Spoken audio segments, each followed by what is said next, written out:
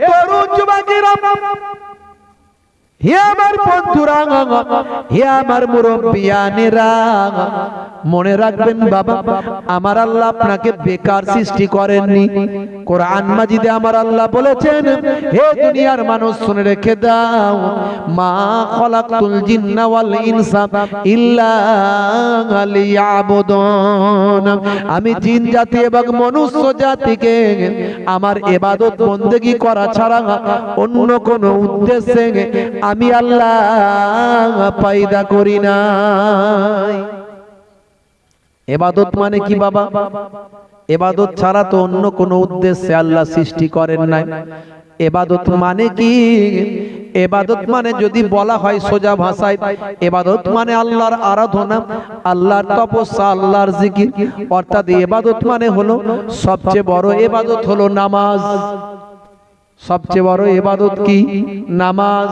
তাহলে ইবাদত মানে নামাজ, ইবাদত মানে রোজা, ইবাদত মানে হজ, ইবাদত মানে যাকাত। হে তরুণ যুবকেরা,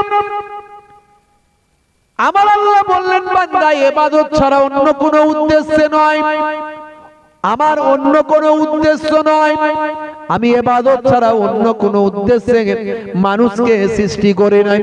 তাহলে মনে রাখবেন, ইবাদত ছাড়া আমাদের আর অন্য কিছু করা চলবে না। এটা আল্লাহর কথা অনুযায়ী, কোরআনের কথা অনুযায়ী। তাহলে কারবারটা কি করবেন? কারবারটা করবেন না বন্ধ রাখবেন? সংসার ধর্ম করবেন না বন্ধ রাখবেন? চাষাবাদ করবেন না বন্ধ রাখবেন?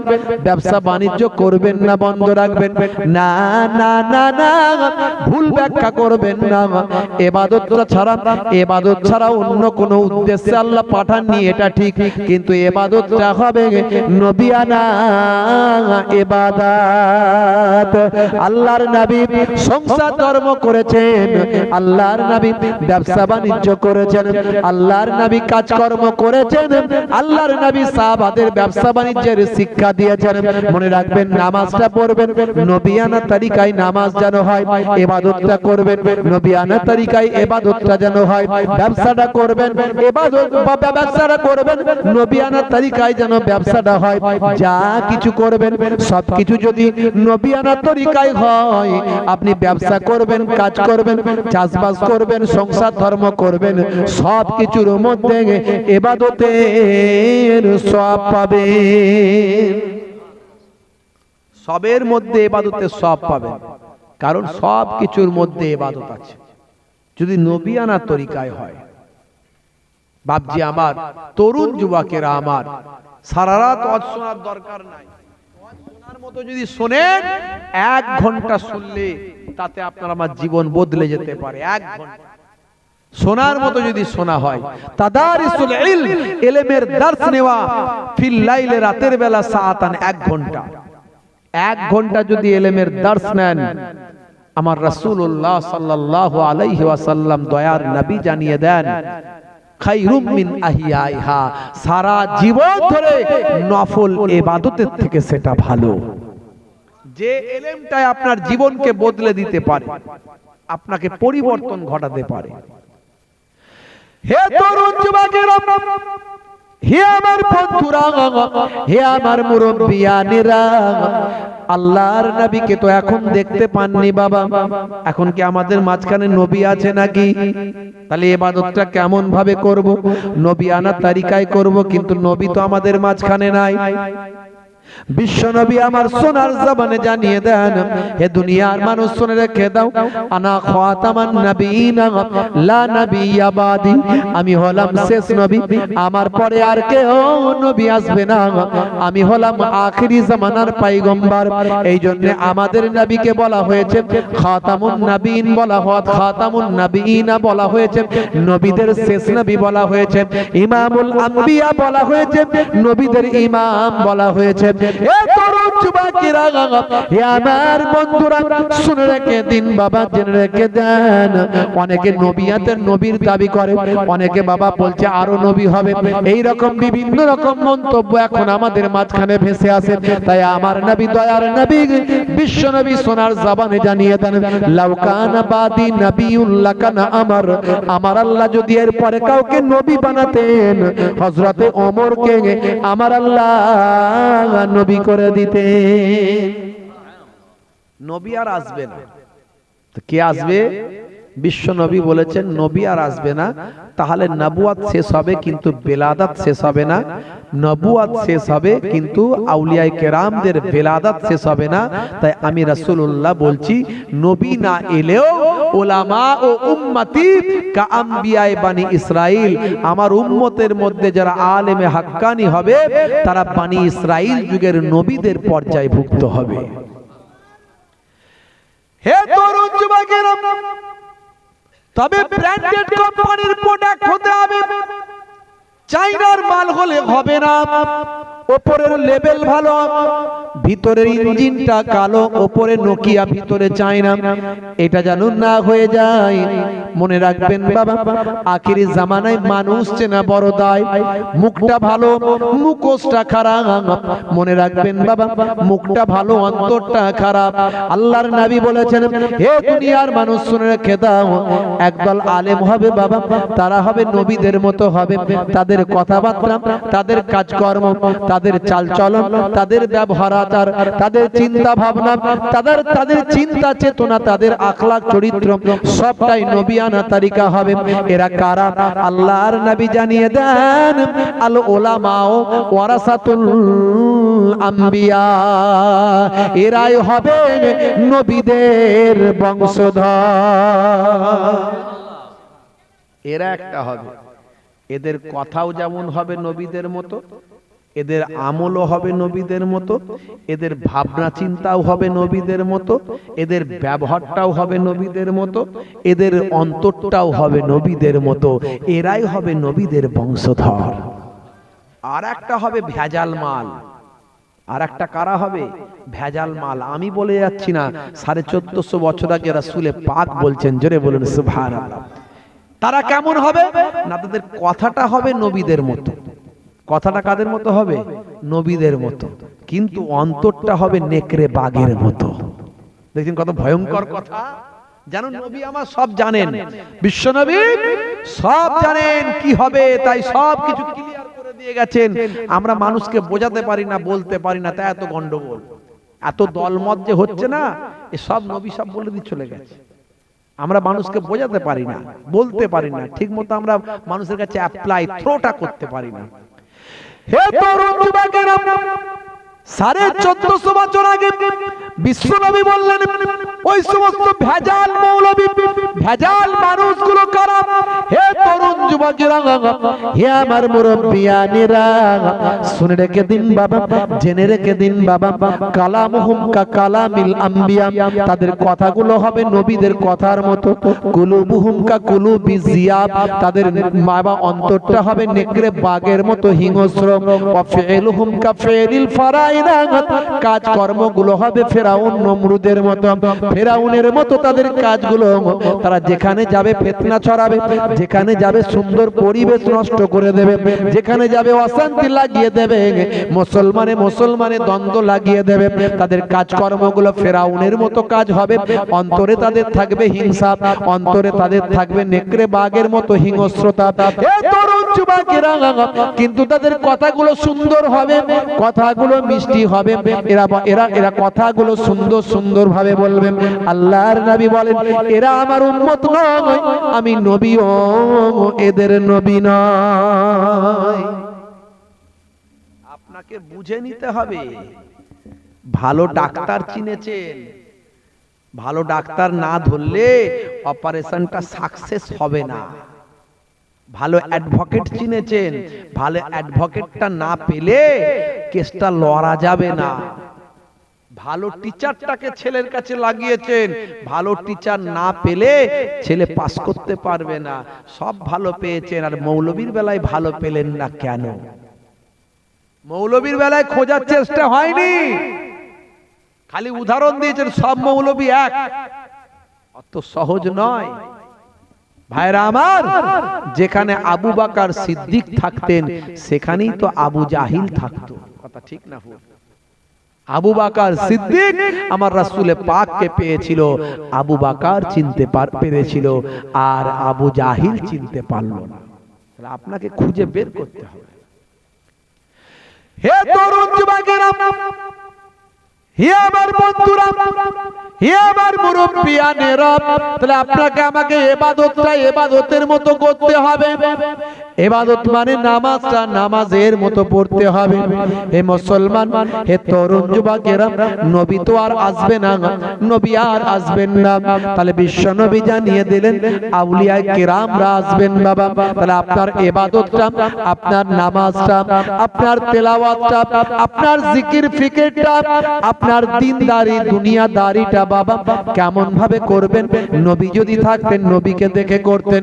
বিশ্ব নবী এখন আর নাই, নবীর ওয়ারিসকে আপনাকে খুঁজে বের করতে হবে। নবীর ওয়ারিসরা যেভাবে দিনদারি দুনিয়াদারি করে ওইভাবেই দিনদারি দুনিয়াদারি আপনাকে করতে হবে। এই অর্ডারটা কার? এই অর্ডারটা হলো আল্লাহর। আতিউল্লাহ ওয়া আতিউর রাসূল ওয়া উলিল আমরি মিনকুম। এই জন্যই তো আমরা উলিল আমরকে ভালোবাসি, মানি। আল্লাহর ইতাআত, রাসূলের ইতাআত, তারপরে উলিল আমরের ইতাআত। উলিল আমর মানে ফি জামানে উলামায়ে হিন্দ, মানে সেই জামানার, হিন্দুস্তানের সেই জামানার আলেমদেরকে ভাই আমার, যার মধ্যে ইলম আছে, ফিকা আছে, তাকওয়া আছে, পরহেজগারি আছে, সেই জামানার ওলি বান্দা যারা, তারাই হলেন উলিল আমর। জোরে বলুন সুবহানাল্লাহ। আমরা এই জামানার উলিল আমর হিসাবে আমরা যাকে মেনেছি, যাই তাই যাকে তাকে উলিল আমর বললি তো হবে না বাবাজি। সকালে একরকম, সন্ধে আর একরকম, উলিল আমর হয়ে বসে আছে, ওসব বললে হবে না। আমরা উলিল আমর বলে কাকে মেনেছি? আল্লামা বসিরহাট হুজুর কাকে মেনেছেন, মাইজুদ্দিন হামিদি হুজুর কাকে মেনেছেন, নিসার উদ্দিন সাহেব কাকে মেনেছেন, পীরনগরী হুজুর কাকে মেনেছেন, বড় বড় আল্লাহর ওলিরা কাকে মেনেছেন? তিনি হলেন জামানার মুজাদ্দিদ হযরতে পীর আবু বকর সিদ্দিক রাহমাতুল্লাহ আলাইহি। জোরে হবে না ভাইরা আমার, তরুণ যুবকেরা আমার, আল্লাহর ওলিদেরকে আল্লাহ অনেক ক্ষমতা দিয়েছেন, অনেক আল্লাহ রাব্বুল আলামিন দরজা মর্তবা বুলন্দ করেছেন। হে তরুণ যুবকেরা, হে আমার বন্ধুরা, হে আমার মুরব্বিয়ানেরা, শুনে রেখে দিন বাবা, জেনে রেখে দিন বাবা, আল্লাহর ওলিরা সদা সর্বদা মানুষকে হেদায়েতের জন্য সচেষ্ট থেকেছেন বাবা। সর্বদা আল্লাহর মাহবুব বান্দারা মানুষকে হেদায়েতের জন্য সচেষ্ট থেকেছেন। তাদের সমস্ত কিছুকে বিসর্জন দিয়ে মানুষকে আল্লাহমুখী, খোদামুখী করার জন্য, রাসূলের তাবেদারি করানোর জন্য, আল্লাহর ইতাআত করানোর জন্য তারা নিজেদের জীবনকে উৎসর্গ করে দিয়েছেন বাবা। এরকম যুগে যুগে যুগে যুগে আল্লাহর ওলিদের আবির্ভাব ঘটেছে বাবা। হে তরুণ যুবকেরা, হে আমার বন্ধুরা, হযরতে গাউসে আজম বাবা বড় পীর আব্দুল কাদের জিলানী আল বাগদাদি রাহমাতুল্লাহ আলাইহি, হযরতে খাজা গরিব নওয়াজ মাইনুদ্দিন চিশতি আজমিরি সঞ্জারি রাহমাতুল্লাহ আলাইহি, হযরতে খাজা বাকিবুল্লাহ বোয়ালি কালান্দার সানাউল্লাহ পানিপতি আমাদ শাহ হুজুর, সুলতান শাহ হুজুর রাহমাতুল্লাহ আলাইহি, হযরতে পীর আবু বকর সিদ্দিক রাহমাতুল্লাহ আলাইহি, হযরতে বসিরহাট আল্লামা হুজুর রাহমাতুল্লাহ আলাইহি, পীরনগর হুজুর রাহমাতুল্লাহ আলাইহি, এই সমস্ত আল্লাহর মাহবুব বান্দারা যুগে যুগে মানুষকে হেদায়েতের পথে আহ্বান করেছে, নিজেদের জীবনটা মানুষের হেদায়েতের জন্য উৎসর্গ করেছে। আল্লাহর পথে, হেদায়েতের পথে মানুষকে পরিচালনা করার জন্য তারা দিনের পর দিন মেহনত করে গেছেন, কষ্ট ত্যাগ স্বীকার করে গেছেন বাপজি আমার। হে তরুণ যুবকেরা, হে আমার বন্ধুরা, হে আমার মুরব্বিয়ানেরা, হযরতে হাসান বসরি রাহমাতুল্লাহ আলাইহি বাসরার একজন বিখ্যাত আল্লাহর ওলি বান্দা বাবা, সেই জামানার মস্ত বড় আল্লাহর ওলি, সেই জামানার আল্লাহর মাহবুব বান্দা বাবা। হে তরুণ যুবকেরা, হে আমার মুরব্বিয়ানেরা, শুনে রেখে দিন বাবা, আল্লাহ তাকে এত বড় আল্লাহর মাহবুব বান্দা করেছিলেন, সেই জামানায় তার কাছে আমার আল্লাহ ইলহাম দান করতেন। নবীদের কাছে আমার আল্লাহ নবুয়ত দিয়েছেন, রাসূলদের কাছে আমার আল্লাহ রিসালাত দিয়েছেন, আর আল্লাহর ওলি বান্দাদের কাছে আমার আল্লাহ ইলহাম দিয়ে থাকে। বন্ধুরা আমার, তরুণ যুবকেরা আমার, বেশি লম্বা চওড়া করব না, সংক্ষেপে বলবো। রাত বেশি নয় বাবা, ঠান্ডার রাত। বন্ধুরা আমার, তরুণ যুবকেরা আমার, হযরতে হাসান বসরি রাহমাতুল্লাহ আলাইহি বসরার বিখ্যাত মসজিদে রাতের পর রাত ইবাদতে কাটিয়ে দেন। মানুষগুলো যখন আরাম আয়েসে ঘুমায়, আল্লাহর ওলিরা তখন ঘুমাতে পারেন না, বন্ধুর সঙ্গে প্রেমালাপ করেন, আল্লাহর ইবাদতে তারা মশগুল থাকে।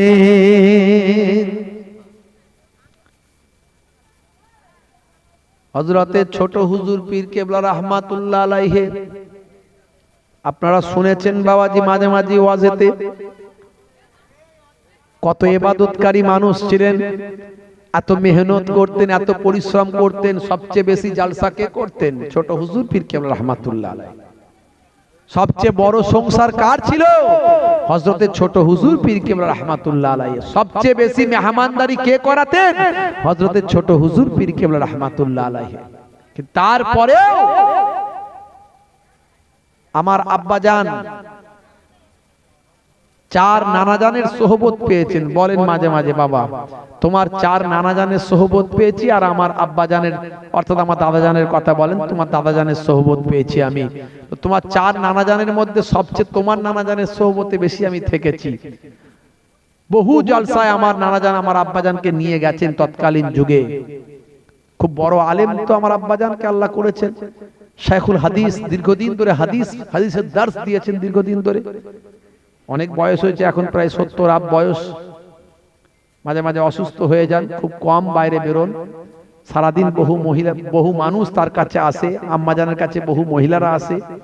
তো যাই হোক, তো আমার আব্বাজান বলেন, তোমার নানাজান সারা রাত জালসা করতেন, করে এসে ফজরের সময় বাড়িতে এসে এই মসজিদের কোণেতে বসে ইবাদত বন্দেগী করতেন। ফজরের সময় সবাইকে জাগিয়ে দিতেন, জামাতে নামাজটা সবাইকে নিয়ে আদা করতেন। এত মেহনত করতেন। বলেন, তোমার নানাজানের সঙ্গে আমি গাড়ি থেকে করে জলসায় যাচ্ছি, তোমার নানাজান গাড়িতে যেতে যেতে মাথা নিচু করে চোখ বন্ধ করে আল্লাহর জিকিরে মশগুল থাকতেন। এইভাবে ইবাদত বন্দেগী করেছেন। অত সহজ ব্যাপার নয়। আর আমরা নিজের চোখে দেখেছি যে নানাজান যখন ইন্তেকাল করেন তখন তো আমার বয়স খুব কম, আমার বয়স তখন 6-7 বছর বয়স। একটু একটু মনে আছে সিনগুলো। নানাজান খুব ভালোবাসতেন, যখন নাতি পোতারা সবাইকে ডেকে নিয়ে খেতে বসতেন, আমার মনে আছে একটু একটু। আর আমার দাদাজানকে তো আমরা বহুদিন দেখেছি। দাদাজান তো অনেক বয়স হয়ে ইন্তেকাল করেছিলেন, 117 বছর বয়স, যাকে পীরনগরের হুজুর, মায়াপুরের হুজুর বলে লোকে জানে। ভাইরা আমার, ওই এলাকার মানুষদের লোকে জিজ্ঞাসা করলে বলবে তারা বলে, তারা মুসলমানরা বলে জিন্দা পীর। কি বলে? জিন্দা পীর, বুঝতে পারছেন?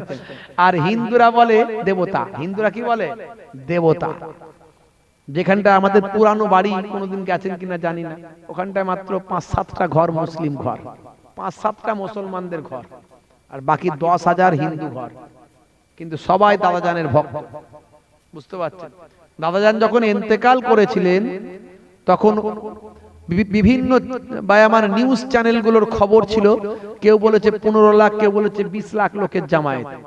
তো পুরো সব হিন্দু ভাইদের জায়গা। তখন আমাদের ওদিকে পাট চাষ হয়, পাট, তিল এগুলো হয়। আর সেই তখন বৈশাখ মাস, এই অল্প অল্প করে চাষ হয়েছে তখন একটু একটু করে। তো লক্ষ লক্ষ মানুষ সেখানে জামায়াত হয়েছে। তো এমন সময় হিন্দু ভাইয়েরা বলছে আমাদের বাবা চলে গেছে, ও মুসলিম ভাইরা, তোমরা যা তোমাদের নামাজ পড়ার পরও কোনো অসুবিধা নাই, আমাদের জমির চিন্তা তোমাদের করতে হবে না, আমাদের ফসলের চিন্তা তোমাদের করতে হবে না, আমাদের বাবা চলে গেছে আর ফসল নিয়ে আমরা কি করব, ফসল থাক আর যাক, অসুবিধা নাই, তোমাদের সাদা পরিষ্কার যদি ধোয়া কাপড় লাগে আমাদের কাছ থেকে নাও, তোমাদের যদি জল লাগে পানি লাগে আমাদের কাছ থেকে নাও। তারা পানি আর কাপড় বের করে দিয়েছিল, বিঘের পর বিঘে ভাই আমার, ওই যে ছোট ছোট চারা গাছ সব ধুলোর সঙ্গে মিশে গিয়েছিল, এইভাবে মানুষ জানাজার নামাজ আদা করেছিল। আজও যদি আপনি আরামবাগ সাব ডিভিশন এলাকায় গিয়ে, হরিণখোলা দরবার শরীফ এলাকায় গিয়ে লোককে জিজ্ঞাসা করেন, তারা বলবে যে আমরা ভাবতেই পারিনি, আমাদের চাষ তো ধুলোর সঙ্গে মিশে গিয়েছিল, কিন্তু ওই বছরই সবচেয়ে আমাদের ফসল বেশি হয়েছিল। এগুলো আল্লাহর ওলিদেরকে আল্লাহ এ শান, এ ইজ্জত, এ মর্যাদা দান করেছেন। যারা আল্লাহর হয়ে যায়, মাল্লাহুল মাওলা ফালাহুল কুল, বান্দা যখন আল্লাহর হয়ে যায়, কুল মাখলুকাত তার গোলাম হয়ে যায়। মান কানা লিল্লাহি কানা আল্লাহু লাহু, যে বান্দা আল্লাহর হয়ে যায় স্বয়ং আল্লাহ তার হয়ে যায়। বন্ধুরা আমার, তরুণ যুবকেরা আমার, মুরব্বিয়ানেরা আমার, হযরতে হাসান বাসারী রাহমাতুল্লাহ আলাইহি সেই জামানার সবচেয়ে বড় আল্লাহর ওলি, বাসরার জমিনে বিখ্যাত আল্লাহর ওলি। হে তরুণ যুবকেরা, বাসরার বিখ্যাত মসজিদে হযরতে হাসান বাসারী রাহমাতুল্লাহ আলাইহি রাতের অন্ধকারে দুনিয়ার মানুষ আরাম আয়েশে ঘুমায়, কিন্তু আল্লাহর ওলি বান্দারা তারা ঘুমাতে পারেন না। হে তরুণ যুবকেরা, হে আমার বন্ধুরা, শুনে রেখে দিন বাবা, জেনে রেখে দিন বাবা, হযরতে হাসান বাসারী রাহমাতুল্লাহ আলাইহি আমার আল্লাহ কি সম্মান দিয়েছেন, কি ইজ্জত দিয়েছেন বাবা, আমার আল্লাহর ওলি বান্দাদের আল্লাহ কি সম্মান দিয়েছেন। তাই বলি ইবাদতটা করবেন বাবা, ওলি আল্লাহদের দেখানো পথে ইবাদতটা করুন। আল্লাহর ওলিদের দেখানো পথে ইবাদত করলে ওয়ারাসাতুল আম্বিয়াদের পথে ইবাদত করা হয়, ওয়ারাসাতুল আম্বিয়াদের পথে ইবাদত করলে আমার আল্লাহ কবুল করে নেয়। এ তরুণ যুবকেরা, আল্লাহর ওলিদের কথা আমার আল্লাহ কোরআন মাজিদে আবার বলেছেন, আলা ইন্না আউলিয়া আল্লাহি লা খাউফুন আলাইহিম ওয়ালা হুম ইয়াহজানুন। যারা আমার প্রকৃত মাহবুব বান্দা হয়, যারা আমার প্রকৃত ওলি বান্দা হয়, আমি আল্লাহ বলি লা খাউফুন আলাইহিম, তাদের কোনো খৌফ নাই, ডর নাই, ওয়ালা হুম ইয়াহজানুন, আমি আল্লাহ বলি তাদের কোনো চিন্তা নাই। জোরে হবে না? ওলি রাজাই বলে বই খুলে খুলে, পাপ হতে আই তোরা আই বহুদূর, পাপ হতে আই তোরা আই বহুদূর, পাপ হতে আই তোরা আই বহুদূর। আল্লাহুম্মা সাল্লি আলা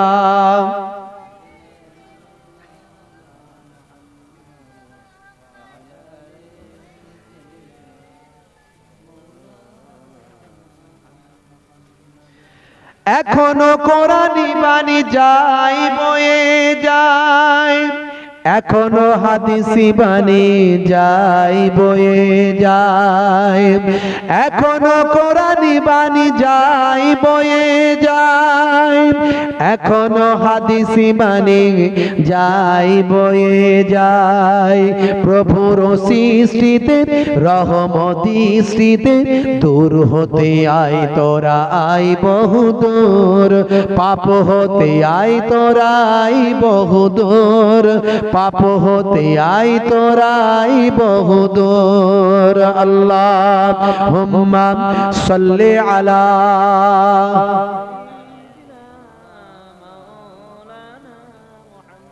ওয়া আলা আলিহি।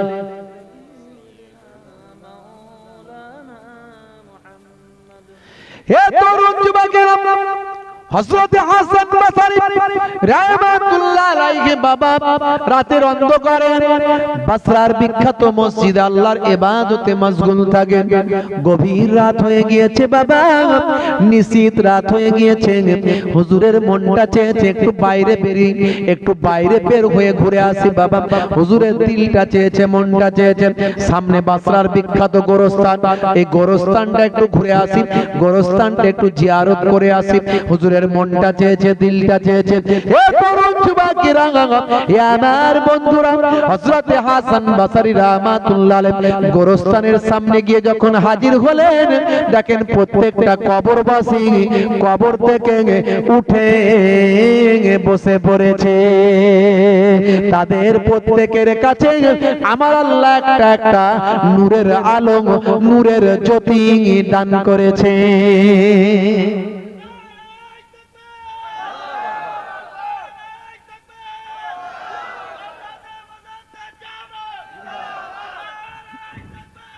আল্লাহু আকবার। ভাইরা আমার, তরুণ যুবকেরা আমার, আমার নবী পাক সাল্লাল্লাহু আলাইহি ওয়াসাল্লাম রাস্তা দিয়ে যাচ্ছেন, এমন সময় দুটো কবর দেখে দাঁড়িয়ে গেলেন। এটা হাদিসের মধ্যে এসেছে। এই সব হুজুরদের কথা ছাড়তো, সব কোথা থেকে সব দলিল পায়, কথা পায়? হ্যাঁ, হাদিস থেকে দলিল আছে খোঁজো। আমার রাসূলে পাক সাল্লাল্লাহু আলাইহি ওয়াসাল্লাম সাহাবীদের বললেন, বাবা ওই কিছু কাঁচা ডাল কেটে নিয়ে এসো, কিছু কাঁচা গাছের ডাল কেটে নিয়ে এসো। নিয়ে আসার পর আল্লাহর নবী ওই খেজুর গাছের ডালটা ওই কাঁচা কবরগুলোতে গেড়ে দিলেন, লাগিয়ে দিলেন। সাহাবীরা জিজ্ঞাসা করলেন, হুজুর কেন? আল্লাহর নবী বললেন, এই গাছের পাতা যতক্ষণ জিন্দা জীবিত থাকবে আল্লাহর নামে তাসবিহ পড়তে থাকবে, আর তার বিনিময়ে এই কবরবাসীদের কবরের আযাবকে আল্লাহ মাফ করে দেবে। আল্লাহর নবী কবরের হালটা যে দেখতে পেয়েছেন, এটা হাদিস থেকে প্রমাণ। আর নবীদের ওয়ারিসকেও আল্লাহ প্রয়োজনে দেখিয়ে থাকেন কবরের হাল। জোরে বলেন সুবহানাল্লাহ। বিশ্ব নবী আমার বলেছিলেন, দুটো কারণে কবরের আযাব হচ্ছে। একটা কারণে আযাব হচ্ছে পেচ্ছাব করে পবিত্র হতো না। এই কবরের কবরবাসীরা পেচ্ছাব করে পবিত্র হতো না। আল্লাহর নবী হাদিস পাকের মধ্যে জানিয়ে দেন, লা ইয়াস্তানজু আনিল বাউল, পেচ্ছাব করে ওই ব্যক্তি পবিত্র হতো না। আর একটা কবরের আযাব হচ্ছে ওয়ায়ামসি বিন নামিমা, চগলখড়ি করত। এর কথা ওকে লাগাতো, তার কথা তাকে লাগাতো, চগলখড়ি করত। বাবা এই চগলখড়ি করার কারণে ওই ব্যক্তির কবরে আযাব হচ্ছে। দুটো কারণে কবরে আযাব হচ্ছে। একটা হলো চগলখড়ি করছে একজন, করেছে, আর একজন হচ্ছে পেচ্ছাব করে পবিত্র হয় না। আচ্ছা, এখানে এমন অনেক ছেলে আছে পেচ্ছাব করে পানি নেয় না, আছে না নাই? বাপজি আমার, তাহলে আমার নবীর হাদিস অনুযায়ী পেচ্ছাব করে পবিত্র না হলে কবরে শাস্তি হবে। বাপ, আজ থেকে ওয়াদা করো যে পেচ্ছাব করে নাপাক থাকবো না, একটু চেপে চুপে কোনো রকমে আরো খানিকটা গিয়ে বাথরুম খুঁজে খাজে পানি টানি নিয়ে বসবো। কথা ঠিক না ভুল? যেখানে পাবে সেখানে ছাড়বে, এই লাইন ছাড়ো। যেখানে ট্যাঙ্কের পানি মানে ফিল আপ হবে, ট্যাঙ্কের পানি লোড হবে, আর সেখানে ক্লিয়ার করে দেবো, ও সব ধান্দা ছাড়ো। কারণ তুমি কলেমার ঘরে জন্মগ্রহণ করেছো। কোন ঘরে জন্মগ্রহণ করেছো? কলেমার ঘরে। তোমার জন্য আল্লাহ অন্য সিস্টেম করে দিয়েছে, ওই যা তা তুমি ব্যবহার করতে পারবে না। তোমার জন্য সবকিছু স্পেশাল, সবকিছু স্পেশাল। তোমার জন্য সব রুলস। তুমি পরক্রিয়া করতে পারবে না। তোমার জন্য বিবাহ করা আল্লাহ সুন্নত করে দিয়েছে, কারোর জন্য ফরজ করে দিয়েছে, কারোর জন্য আবার হারাম করে দিয়েছে। কারোর জন্য বিবাহ করা হারাম, কারোর জন্য বিবাহ করা ফরজ ওয়াজিব, আবার কারোর জন্য সুন্নত। বলে হুজুর এটা আবার কিরকম কথা, নতুন কথা শুনছি মনে হচ্ছে। হ্যাঁ,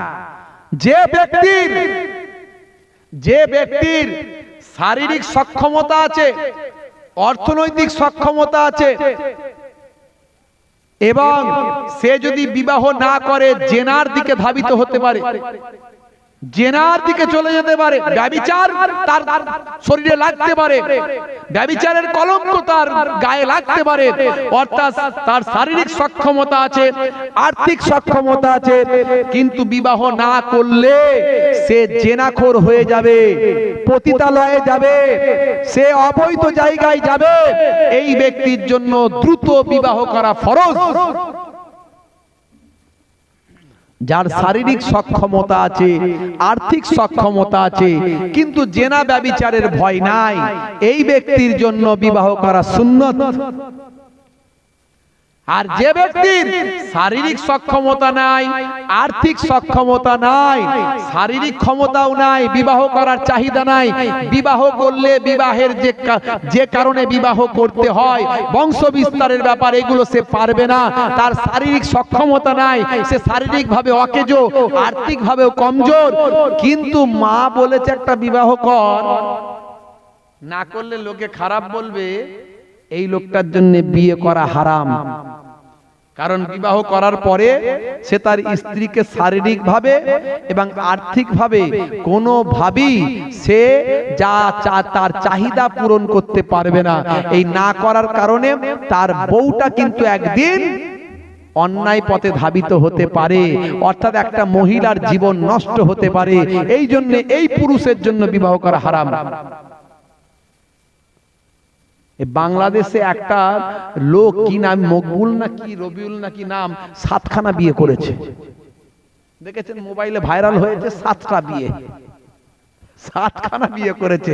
আবার বউগুলো সব বলছে আমরা সব বোনের মতো আছি, কোনো সমস্যা নাই আমাদের, আমরা ভালোই আছি। আচ্ছা বলেন তো 7খানা বিয়ে জায়েজ আছে? একটুখানি সামনের দিকে চেপে চেপে আসেন তো ভাই, একটু সামনের দিকে চেপে চেপে আসেন। আচ্ছা বলেন তো দেখি 7খানা বিয়ে জায়েজ আছে? হ্যাঁ, শখ বলছে আমার মায়ের মা বলেছিল যে আমার ছেলের আমি 7টা বিয়ে দেব, তো মায়ের শখটা পূরণ করেছি। ভাই ইসলামে এইসব সিস্টেম আছে? তাহলে মুসলমান ঘরে, কলেমা ঘরে জন্ম হয়েছে মানে তোমার জন্য সব স্পেশাল। আল্লাহ যা নির্দেশ দিয়েছে তার নির্দেশের বাইরে তুমি যেতে পারবে না। 7খানা বিয়ে ইসলাম কখনো সাপোর্ট করে না, তোমার ক্ষমতা থাকলেও করতে পারবে না। যদি বলে নবী করেছে হুজুর, প্রশ্ন করতে পারে যে আল্লাহর নবী তো 11টা বিবাহ করেছে, হুজুর আল্লাহর নবীর জন্য, ওটা নবীর জন্য খাস। যদি বলেন নবী এরকম করলো কেন, মনে রাখবেন আল্লাহর নবী আজ থেকে 1450 বছর আগের কথা, সেই মাত্র ইসলাম আবার নতুন করে সংগঠিত হচ্ছে। ঈসা নবী চলে যাওয়ার পরে, আকাশে উঠে যাওয়ার পরে আল্লাহর নবী আসলেন, এই গ্যাপটা কিছু কম বেশি 500 বছর। এই 500 বছরের লোকে ইসলাম ভুলে গেছে, আল্লাহ ভুলে গেছে, নবী ভুলে গেছে। মাইট ইজ রাইট, জোজ্জার মুল্লুক তার। সেই যুগে একজন পুরুষ অসংখ্য মহিলার সঙ্গে অবৈধ সম্পর্ক করত, একজন মহিলা অসংখ্য পুরুষের সঙ্গে সম্পর্ক করত।